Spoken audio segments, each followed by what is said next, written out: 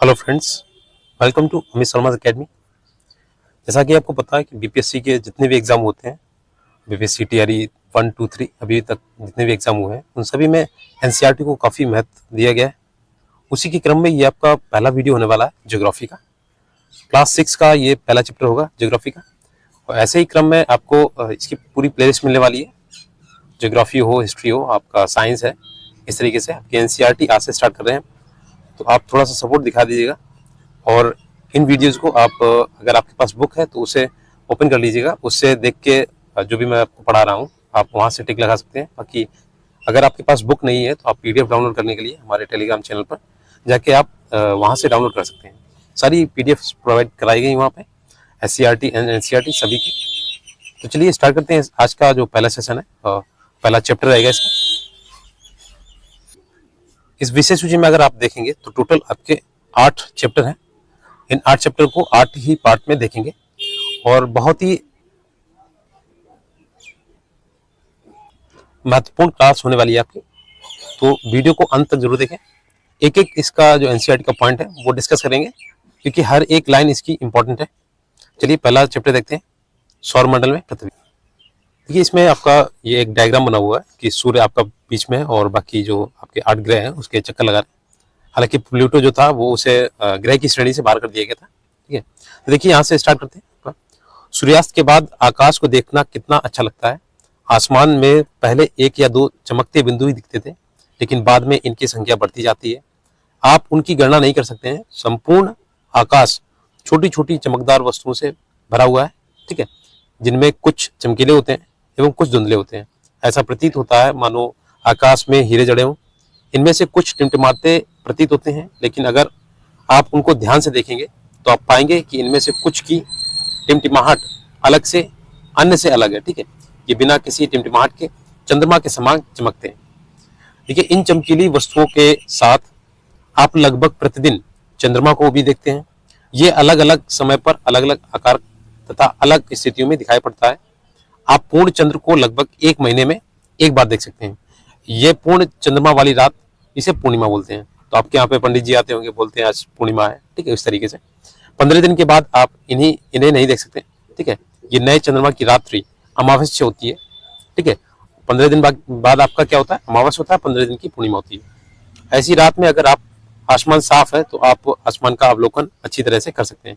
जिस दिन आसमान साफ होगा, मतलब जिस रात को, तो वो पूर्णिमा होगी, और अगर अंधेरा होगा तो आपका अमावस्या होगी। अमावस्या में आपकी अंधेरी रात जो होती है काफी काली होती है रातें।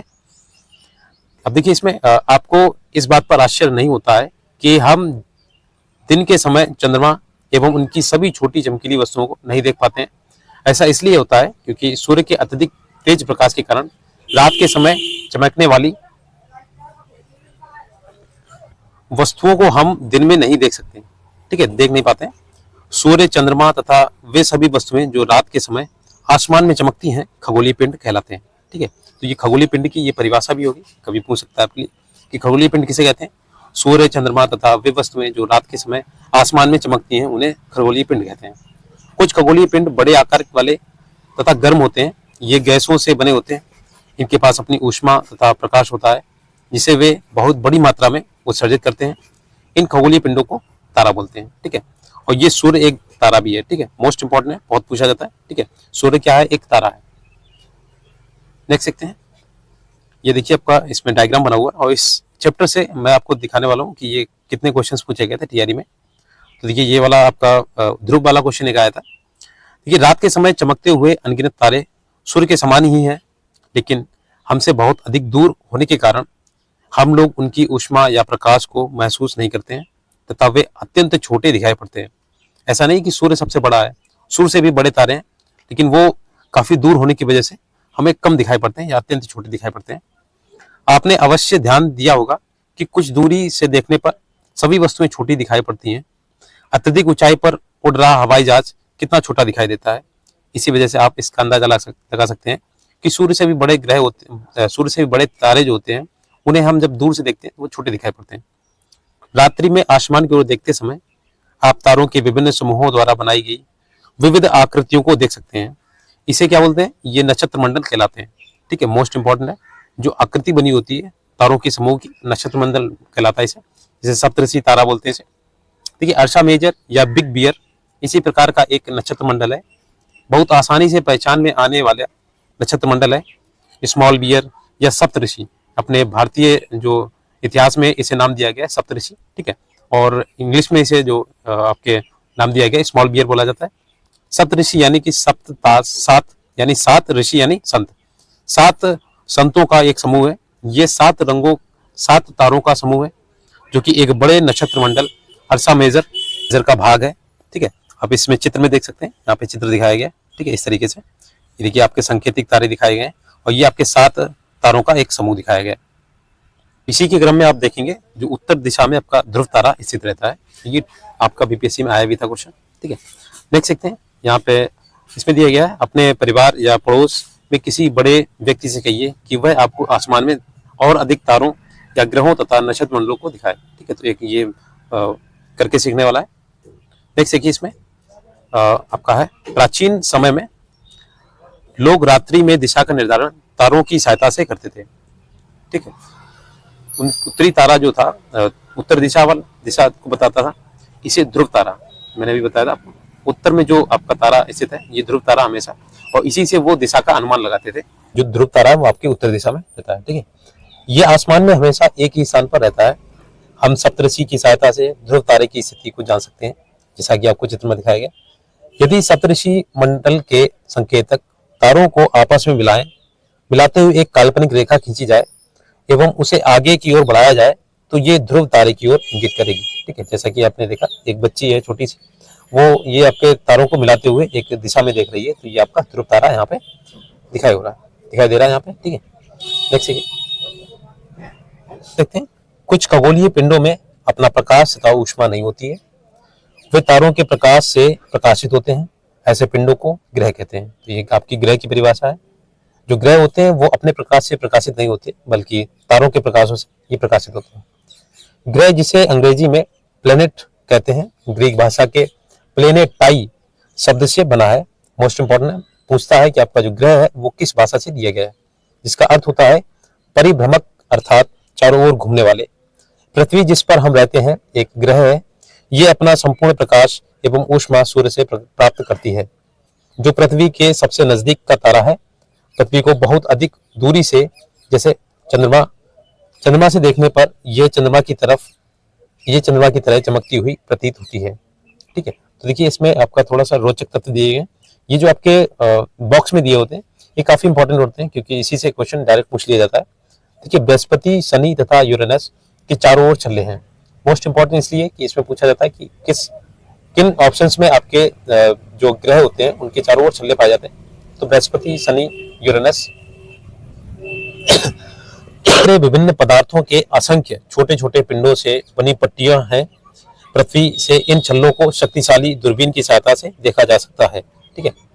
देख सकते हैं इसमें आपका यहाँ पे दिया गया है, इसे थोड़ा सा रोटेट करते हैं। दिया गया यहाँ पे सूर्य को दिखाया गया केंद्र में, फिर आपका बुध आया है, ठीक है। बुध को मरकरी, वीनस यानी शुक्र, पृथ्वी यानी अर्थ, मंगल यानी मार्स, जुपिटर यानी बृहस्पति, शनि यानी सैटर्न, यूरेनस यानी आपके यूरेनस बोलते हैं इसे, और नेपच्यून को नेपच्यून बोलते हैं। सबसे लास्ट में आपका ग्रह नेपच्यून आता है। तो इनके बारे में कुछ तथ्य दिए गए, तो चलिए इन्हें थोड़ा सा विस्तार से देख लेते हैं। देखिए बुध जो है आपका सूर्य के चारों ओर एक परिक्रमण ये 88 दिन में करता है, ठीक है। परिक्रमण अलग होता है और परिभ्रमण अलग होता है, ठीक है, याद रखिएगा। अपने अक्ष पर ये घूर्णन करता है 59 दिनों में, ठीक है। ये आपका जो सूर्य के आसपास करेगा वो 88 दिन लगेंगे इसे, और अपने अक्ष पर जब घूमेगा या घूर्णन करेगा तो 59 दिन लगेगा। नेक्स्ट आपका शुक्र है। सूर्य के चारों ओर एक इसका परिक्रमण जो होता है 255 दिन का होता है, और अपने अक्ष पर ये घूर्णन जब करेगा 243 दिनों में करेगा। लगभग समान ही बराबर होता है इसका, ठीक है, क्योंकि ये परिक्रमण और ये आपका घूर्णन एक समान ही दिख रहा है इसका। जैसे कि पृथ्वी सूर्य के चारों ओर एक परिक्रमण ये 365 दिन होते हैं, और 366 भी दिखे होते हैं, ठीक है। आपको पता होगा जब फरवरी जो होती है 29 दिनों की होती है, तो 4 साल बाद ये आपका एक दिन इसमें बढ़ जाता है, ठीक है, याद रखिएगा। और इसका अपने अक्ष पर घूर्णन जो होता है एक दिन यानी 24 घंटे लगते हैं, ठीक है। और चंद्रमा की संख्या कितनी है, यानी आपके जो सैटेलाइट है वो एक है, आपका जो प्राकृतिक चंद्रमा है वो एक ही है। नेक्स्ट देखिए मंगल ग्रह, सूर्य के चारों ओर एक परिक्रमण 687 दिन लगते हैं इसका, अपने अक्ष पर घूर्णन एक दिन लगता है। तभी हमें जो मंगल का है पूरा भाग दिखाई पड़ता है जब आपका चंद्रग्रहण होता है इस तरीके से, क्योंकि ये आपका जो पृथ्वी है और मंगल है इसका जो घूर्णन है वो समान होता है। इसमें चंद्रमा की संख्या कितनी होती है? तो 2 होती है। देखिए इसमें कैसे होता है, अंतरिक्ष ग्रह सूर्य के बहुत नजदीक है और ये चट्टानों से बना हुआ होता है। ठीक है, ये जो आपके दिए हुए मैंने बुध, शुक्र, पृथ्वी और मंगल, ये आपके जो है ये आंतरिक ग्रह कहलाते हैं। नेक्स्ट है अगला, देखिए ये बृहस्पति दिया गया। बृहस्पति के बारे में, सूर्य के चारों ओर एक परिक्रमण 11 साल 11 महीने और लगभग दिया गया 12 साल लगते हैं, यानी 11 साल 11 महीने, यानी कि 1 महीना कम है आपके 12वें साल में, तो ये लगभग 12 साल लगते हैं। अपने अक्ष पर घूर्णन ये 9 साल 56 मिनट लेता है और चंद्रमा की संख्या इसमें 16, यानी सैटेलाइट कितने इसके 16 है।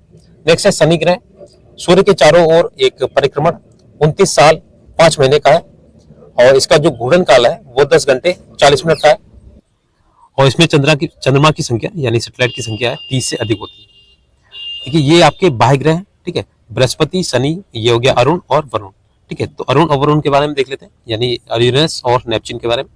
तो यूरेनस जो है आपका सूर्य के चारों ओर एक परिक्रमण 84 साल लगते हैं इसमें और अपने अक्ष पर ये 17 घंटे 14 मिनट का टाइम लेता है। चंद्रमा की संख्या इसमें लगभग 17 होती है। नेपच्यून में देखिए सूर्य के चारों ओर एक परिक्रमण ये 164 साल लगते हैं इसमें सबसे ज्यादा। अपने अक्ष पर घूर्णन जो होता है वो 16 घंटे 7 मिनट का लेता है और चंद्रमा की संख्या लगभग 8 है। ठीक है, तो ये देखिए आपके जो बाह्य ग्रह हैं ये सूर्य से बहुत दूर है तथा बहुत बड़े आकार के हैं और ये गैस तथा तरल पदार्थों से बने होते हैं। ठीक है, नेक्स्ट देखते हैं इसका। देखिए इसमें आसमान में दिखने वाला चंद्रमा एक उपग्रह है, ये हमारी पृथ्वी का सहचर है, यानी साथ चलने वाला, तथा इसके चारों ओर चक्कर लगाता है। हमारी पृथ्वी के समान रात 7 अन्य ग्रह हैं जो सूर्य से प्रकाश एवं ऊष्मा प्राप्त करते हैं। उनमें से कुछ के पास अपने चंद्रमा भी है। ठीक है, जो सैटेलाइट होते हैं। देखिए सौरमंडल के बारे में जानते हैं। सूर्य और 8 ग्रह उपग्रह तथा कुछ खगोलीय पिंड जैसे क्षुद्र ग्रह एवं उल्का पिंड मिलकर सौर मंडल का निर्माण करते हैं। तो ध्यान रखिएगा, आपके सूर्य आता है, 8 ग्रह आते हैं, उपग्रह आते हैं और जो खगोलीय पिंड है जैसे क्षुद्र ग्रह हो गया, आपका उल्का पिंड हो गया, इस तरीके का जो भी आपके इसमें ग्रुप होता है ये आपके सौर मंडल का निर्माण करता है। उसे हम सौर परिवार का नाम देते हैं जिसका मुखिया सूर्य होता है। ठीक है, नेक्स्ट देखते हैं सूर्य के बारे में। सूर्य जो होता है सौरमंडल के केंद्र में स्थित है। ये बहुत बड़ा तथा अत्यधिक गर्म गैसों से बना होता है। इसका खिंचाव बल इससे सौरमंडल को बांधे रखता है। सूर्य सौरमंडल के लिए प्रकाश तथा ऊष्मा का एकमात्र स्रोत है, लेकिन हम इसकी अत्यधिक तेज ऊष्मा को महसूस नहीं करते हैं क्योंकि सबसे नजदीक का तारा होने के बावजूद ये हमसे बहुत दूर है। सूर्य एवं पृथ्वी के बीच की दूरी है लगभग 15 करोड़ किलोमीटर दूर है। ठीक है, नेक्स्ट देखिए ग्रहों के बारे में।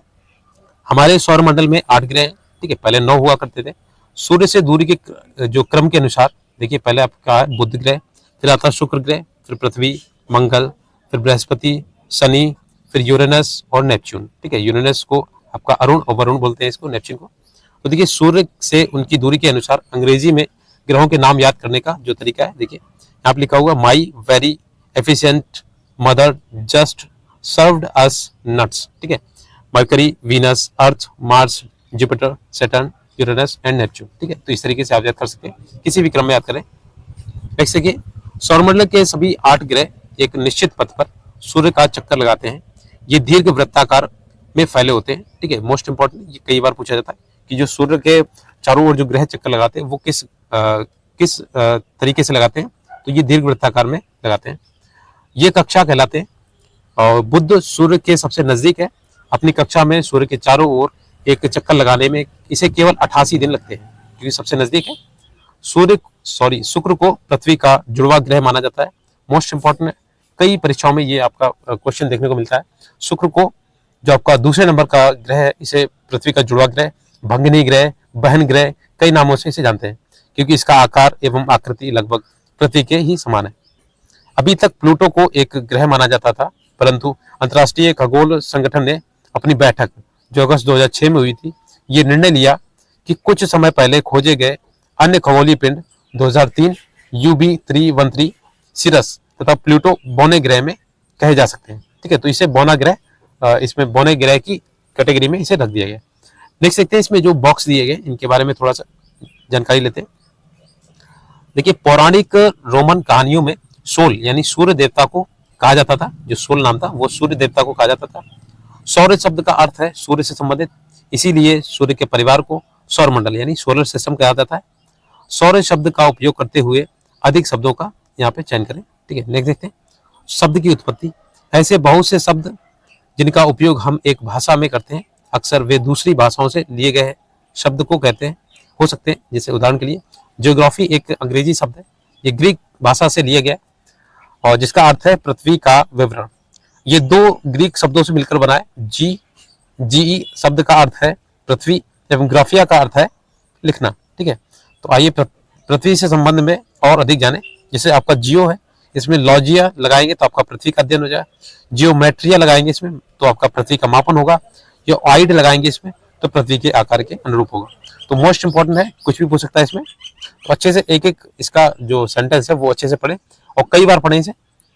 आपके पास अगर पीडीएफ हो तो पीडीएफ से पढ़ें, बाकी आपके पास अगर बुक होगी तो उससे पढ़ लीजिएगा। पीडीएफ के लिए आप टेलीग्राम चैनल ज्वाइन कर सकते हैं। देखिए रात में आसमान को देखकर मनुष्य हमेशा से मोहित हुआ है। खगोलीय पिंडों एवं उनकी गति के संबंध में अध्ययन करने वालों को खगोल शास्त्री कहते हैं। आर्यभट्ट प्राचीन भारत के प्रसिद्ध खगोल शास्त्री थे। आज विश्व के सभी भागों में खगोलविद ब्रह्मांड के रहस्यों को खोजने में लगे हुए हैं। नेक्स्ट देखते हैं पृथ्वी के बारे में देखते हैं। सूर्य से दूरी के क्रम में हिसाब से पृथ्वी जो है आपका तीसरा ग्रह है। ठीक है, आकार में ये पांचवा सबसे बड़ा ग्रह है। ये ध्रुवों के पास थोड़ी चपटी है, यही कारण है कि इसके आकार को भूआब कहा जाता है। भूआब का अर्थ है पृथ्वी के समान आकार। ठीक है, नेक्स्ट देखते हैं जीवन के लिए अनुकूल परिस्थितियां संभवतः केवल पृथ्वी पर ही पाई जाती हैं। हालांकि इसकी खोज जो है मंगल ग्रह पे हो रही है। ठीक है, पृथ्वी ना तो अधिक गर्म है और ना ही अधिक ठंडा। यहाँ पानी एवं वायु उपस्थित है जो हमारे जीवन के लिए आवश्यक है। वायु में जीवन के लिए आवश्यक गैसें जैसे ऑक्सीजन मौजूद है। इन्हीं कारणों से पृथ्वी सौरमंडल का सबसे अद्भुत ग्रह है। नेक्स्ट देखिए अंतरिक्ष से देखने पर पृथ्वी नीले रंग की दिखाई पड़ती है क्योंकि इसकी 2/3 सतह जो है आपके पानी से ढकी हुई है। लगभग 71% आपका पड़ता है जो आपका जल का है। ठीक है, बाकी आपका जो 29% है वो थल में आपका काउंट होता है, इसलिए इसे नीला ग्रह कहा जाता है। अब देखिए अगले जो चंद्रमा के बारे में देखते हैं। हमारी पृथ्वी के पास केवल एक उपग्रह है चंद्रमा। इसका व्यास पृथ्वी के व्यास का केवल 1/4 है। ये इतना बड़ा इसलिए प्रतीत होता है क्योंकि यह हमारे ग्रह से अन्य खगोलीय पिंडों की अपेक्षा नजदीक है। ये लगभग 3,84,400 किलोमीटर दूर है। ठीक है, अब आप पृथ्वी से सूर्य एवं चंद्रमा की दूरियों की तुलना कर सकते हैं। नेक्स्ट देखिए यहाँ पे दिखाया गया आपको रॉकेट का प्रक्षेपण कैसे होता है। रॉकेट का पृथ्वी पर गिरना और उपग्रह का कक्षा में प्रवेश करना। ठीक है, यहाँ पे आपका देखिए ये दिया गया है बॉक्स में। प्रकाश की गति जो होती है लगभग 3 लाख किलोमीटर पर सेकंड होती है, यानी 3 × 10⁸ मीटर पर सेकंड इसे काउंट कर सकते हैं। ये किलोमीटर में दिया गया है। ठीक है, आप मीटर में इसे देख सकते हैं 3 × 10⁸ मीटर पर सेकंड। इस गति के बावजूद सूर्य के प्रकाश को पृथ्वी तक आने में लगभग 8 मिनट का समय लगता है। तो सबसे तेज जो गति है आपकी ये प्रकाश की होती है। नेक्स्ट देखिए इसमें आपका दिया गया नील आर्मस्ट्रांग, आपने नाम काफी सुना होगा, पहले व्यक्ति थे जिन्होंने 21 जुलाई 1969 को सबसे पहले चंद्रमा की सतह पर कदम रखा। ठीक है, और ये आपका जो भारतीय कौन थे तो आपको पता होगा राकेश शर्मा। उपग्रह एक खगोलीय पिंड है जो ग्रहों के चारों ओर उसी प्रकार चक्कर लगाता है जिस प्रकार ग्रह सूर्य के चारों ओर चक्कर लगाते हैं। देखिए मानव निर्मित जो उपग्रह है एक कृत्रिम पिंड है। यह वैज्ञानिकों के द्वारा बनाया गया जिसका उपयोग ब्रह्मांड के बारे में जानकारी प्राप्त करने एवं पृथ्वी पर संचार माध्यम के लिए किया जाता है। इसे रॉकेट के द्वारा अंतरिक्ष में भेजा जाता है एवं पृथ्वी की कक्षा में स्थापित कर दिया जाता है। अंतरिक्ष में उपस्थित कुछ भारतीय उपग्रह जैसे इनसेट हो गया, IRS हो गया, एडुसेट हो गया, ये आपकी शिक्षा के लिए प्रयोग किया जाता है एडुसेट। नेक्स्ट देखते हैं चंद्रमा जो है आपका पृथ्वी का एक चक्कर लगभग 27 दिनों में पूरा करता है। लगभग इतने ही समय में वह अपने अक्ष पर एक चक्कर भी पूरा कर लेता है। इसके परिणाम स्वरूप पृथ्वी से हमें चंद्रमा का केवल एक ही भाग दिखाई पड़ता है। चंद्रमा की परिस्थितियां जीवन के लिए अनुकूल नहीं है। यहाँ ना पानी है और ना ही वायु। इसकी सतह पर पर्वत, मैदान, गड्ढे हैं जो चंद्रमा की सतह पर छाया बनाते हैं। पूर्णिमा के दिन चंद्रमा पर इनकी छाया को देखा जा सकता है। काफी बड़े बड़े गड्ढे होते हैं इसमें। नेक्स्ट देखते हैं क्षुद्र ग्रह के बारे में। तारों, ग्रहों एवं उपग्रहों के अतिरिक्त असंख्य छोटे पिंड भी सूर्य के चारों ओर चक्कर लगाते हैं। इन पिंडों को क्षुद्र ग्रह बोलते हैं, एस्ट्रॉइड्स बोलते हैं। ठीक है, ये मंगल, बृहस्पति की कक्षाओं के बीच पाए जाते हैं। मंगल तथा बृहस्पति के बीच में पाए जाते हैं क्षुद्र ग्रह। वैज्ञानिकों के अनुसार क्षुद्र ग्रह भी भाग होते हैं, मतलब ग्रह के भी भाग होते हैं जो कि बहुत वर्ष पहले विस्फोट के बाद ग्रहों से टूटकर अलग हो गए थे। नेक्स्ट देखिए उल्कापिंड। उल्कापिंड जो होते हैं आपके सूर्य के चारों ओर चक्कर लगाने वाले पत्थरों के छोटे छोटे टुकड़ों को उल्कापिंड कहते हैं। कभी कभी ये उल्कापिंड पृथ्वी के इतने नजदीक आ जाते हैं कि इनकी प्रवृत्ति पृथ्वी पर गिरने की होती है। इस प्रक्रिया के दौरान वायु के साथ घर्षण होने के कारण ये गर्म होकर जल जाते हैं। फलस्वरूप चमकदार प्रकाश उत्पन्न होता है। कभी कभी कोई उल्कापिंड जो होता है पूरी तरह से जले बिना ही पृथ्वी पर गिर जाता है, जिससे धरातल पर क्या होते हैं, गड्ढे हो जाते हैं। तो आपका एक एग्जाम्पल है आपका लोनार जो झील बनी हुई है महाराष्ट्र में, वो इसी की वजह से बनी हुई है, उल्कापिंड की वजह से, जब ये आपका टूट के गिरा था यहाँ पे पृथ्वी में। तो यहाँ देखिए आप अपने तारों वाले खुले आकाश में एक ओर से दूसरी ओर तक फैली चौड़ी सफेद पट्टी की तरह एक चमकदार रास्ते को देखा है। ये लाखों तारों का एक समूह होता है और ये जो पट्टी होती है इसे आकाशगंगा या मिल्की वे कहते हैं। ठीक है, हमारा सौरमंडल इस आकाशगंगा का एक भाग है। प्राचीन भारत में इसकी कल्पना आकाश में प्रकाश की एक बहती नदी से की गई थी। इस प्रकार इसका नाम आकाशगंगा पड़ गया था। आकाशगंगा करोड़ों तारों तथा बादलों एवं गैसों का एक प्रणाली है। इस प्रकार की लाखों, देखिए यहाँ पे ये क्षुद्र ग्रह के बारे में दिया गया, आप देख लीजिएगा पिक्चर, और ये आपकी आकाशगंगा। इस प्रकार लाखों आकाशगंगाएं मिलकर ब्रह्मांड का निर्माण करती हैं। ब्रह्मांड की विशालता की कल्पना करना अत्यधिक कठिन है। वैज्ञानिक अभी भी इसके बारे में अधिक से अधिक जानकारी एकत्र करने में जुटे हैं। इसके आकार के संबंध में हमें कोई जानकारी नहीं है, लेकिन फिर भी हम जानते हैं कि हम सभी इसी ब्रह्मांड का हिस्सा हैं। देखिए यहाँ पे आपका दिखाया गया, एक बच्ची दिखाई गई है, फिर आपका पृथ्वी, फिर सौरमंडल, फिर आकाशगंगा और इसके बाद में आपका ब्रह्मांड। ठीक है, जिसे आपका जो आपके पृथ्वी अपने यहाँ से जो दिखाई पड़ता है उसे मिल्की वे बोलते हैं। ठीक है, और ये देखिए आपका लिखा हुआ है, क्या आप ब्रह्मांड के साथ अपना संबंध बता सकते हैं? आप पृथ्वी पर हैं तथा पृथ्वी सौरमंडल का एक भाग है। हमारा सौरमंडल आकाशगंगा या मिल्की वे का एक भाग है, ब्रह्मांड का हिस्सा है। ब्रह्मांड से जुड़े इस तथ्य पर विचार कीजिए। इसमें लाखों आकाशगंगाएं मौजूद हैं। ठीक है, और इस चित्र के द्वारा इन्होंने समझाने का प्रयास किया। नेक्स्ट आपका देखिए इसमें अभ्यास जो दिया गया, इसमें जो भी क्वेश्चंस है मैंने अलग से एक प्लेलिस्ट बनाई हुई है। ठीक है, उसमें एमसीक्यूज मैंने पूरा कराया हुआ है, आप जाके उसमें देख सकते हैं। और आपको इसकी प्लेलिस्ट जो अभी ये सेशन स्टार्ट किया मैंने, इसकी प्लेलिस्ट भी आपको चैनल पे मिल जाएगी। तो एमसीक्यूज के लिए आप अलग से प्लेलिस्ट बनी हुई है, आप उसे देख सकते हैं। पूरा क्लास 6 का जो आपका आता है ज्योग्राफी, उसकी पूरे एमसीक्यूज एक ही वीडियो में दिए गए। ठीक है, मैराथन क्लास है उसमें। और अगर वीडियो अच्छा लगा हो प्लीज शेयर कीजिए फ्रेंड्स के साथ में। अगर आप इस वीडियो को प्रोत्साहित करेंगे तो मैं इस सीरीज को आगे बढ़ाने की कोशिश करूंगा। ठीक है, तो आपका बीपीएससी जो टीआरई 4.0 है और अभी 5.0, अभी 4.0 होने के बाद में 5.0 आएगा, तो इसमें आपको काफ़ी हेल्प मिलेगी। ये जो आपकी एनसीईआरटी सीरीज चलेगी, इसमें आपका ज्योग्राफी रहेगा, हिस्ट्री रहेगा और आपका साइंस रहेगा। हो सकेगा तो मैथ्स आपकी करा देंगे, जो आपकी 9th and 10th की आती है मैथ्स। इसमें आपका मैथ्स काफ़ी इंपॉर्टेंट है क्योंकि इसी से क्वेश्चन दिए जाते हैं 9th और 10th से। Thanks for watching.